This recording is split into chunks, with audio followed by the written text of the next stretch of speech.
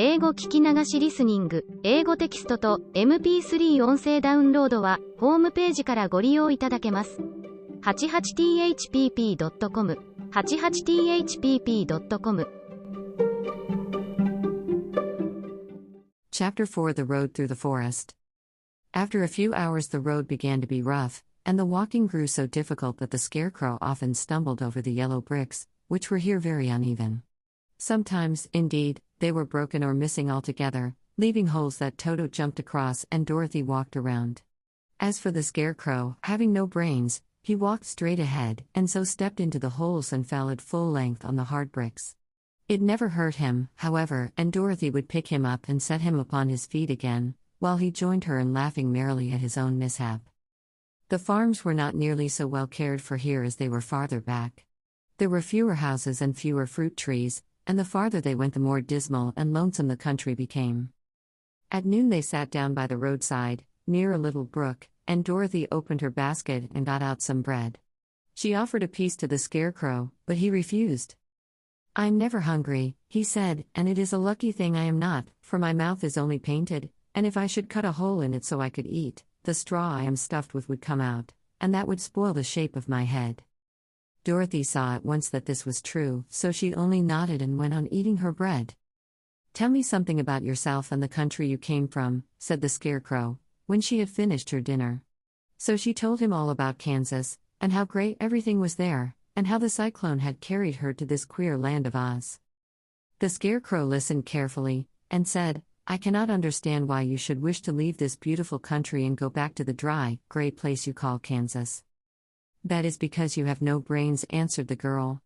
"No matter how dreary and gray our homes are, we people of flesh and blood would rather live there than in any other country, be it ever so beautiful. There is no place like home." The scarecrow sighed. "Of course I cannot understand it," he said. "If your heads were stuffed with straw, like mine, you would probably all live in the beautiful places, and then Kansas would have no people at all. It is fortunate for Kansas that you have brains." "Won't you tell me a story, while we are resting?" asked the child. The scarecrow looked at her reproachfully, and answered, "My life has been so short that I really know nothing whatever. I was only made day before yesterday. What happened in the world before that time is all unknown to me. Luckily, when the farmer made my head, one of the first things he did was to paint my ears, so that I heard what was going on. There was another munchkin with him, and the first thing I heard was the farmer saying, 'How do you like those ears?' 'They aren't straight,' answered the other. 'Never mind,' said the farmer.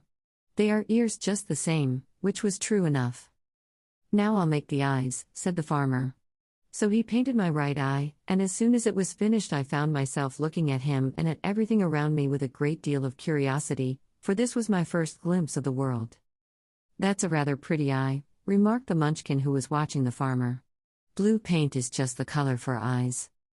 "I think I'll make the other a little bigger," said the farmer. And when the second eye was done I could see much better than before. Then he made my nose and my mouth.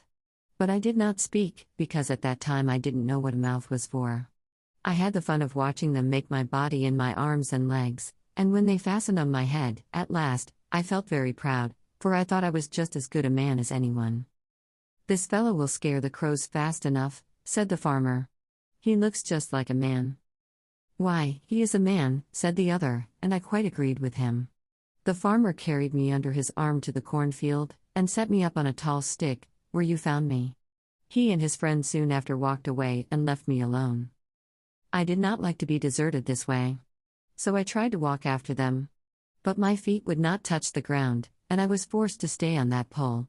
It was a lonely life to lead, for I had nothing to think of, having been made such a little while before.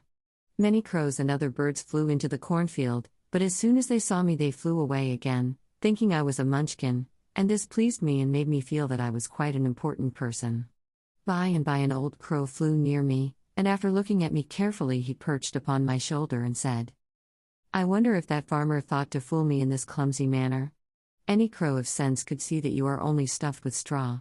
Then he hopped down at my feet and ate all the corn he wanted. The other birds, seeing he was not harmed by me, came to eat the corn too, so in a short time there was a great flock of them about me.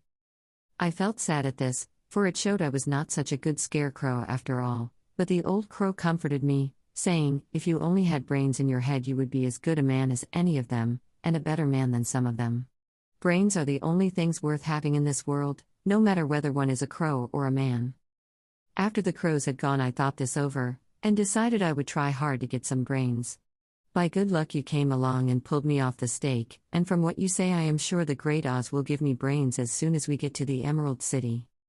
"I hope so," said Dorothy earnestly, "since you seem anxious to have them." "Oh, yes, I am anxious," returned the Scarecrow. "It is such an uncomfortable feeling to know one is a fool." "Well," said the girl, "let us go." And she handed the basket to the Scarecrow. There were no fences at all by the roadside now, and the land was rough and untilled. Toward evening they came to a great forest, where the trees grew so big and close together that their branches met over the road of yellow brick. It was almost dark under the trees, for the branches shut out the daylight, but the travelers did not stop, and went on into the forest. "If this road goes in, it must come out," said the Scarecrow, "and as the Emerald City is at the other end of the road, we must go wherever it leads us." "Anyone would know that," said Dorothy. "Certainly, that is why I know it," returned the Scarecrow. "If it required brains to figure it out, I never should have said it." After an hour or so the light faded away, and they found themselves stumbling along in the darkness. Dorothy could not see at all, but Toto could, for some dogs see very well in the dark, and the Scarecrow declared he could see as well as by day. So she took hold of his arm and managed to get along fairly well. "If you see any house, or any place where we can pass the night," she said, "you must tell me, for it is very uncomfortable walking in the dark." Soon after the Scarecrow stopped. "I see a little cottage at the right of us," he said, "built of logs and branches. Shall we go there?" "Yes, indeed," answered the child. "I am all tired out." So the Scarecrow led her through the trees until they reached the cottage, and Dorothy entered and found a bed of dried leaves in one corner. She lay down at once, and with Toto beside her soon fell into a sound sleep. The Scarecrow, who was never tired, stood up in another corner and waited patiently until morning came.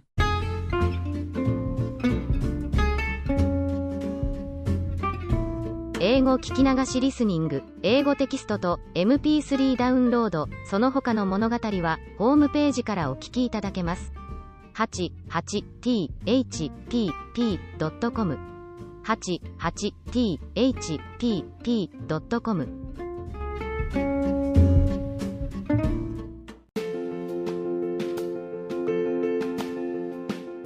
Audiobook, The Family in Kyoto, One Japanese Girl Got Freedom by Hitomi Woods on sale at online stores or apps.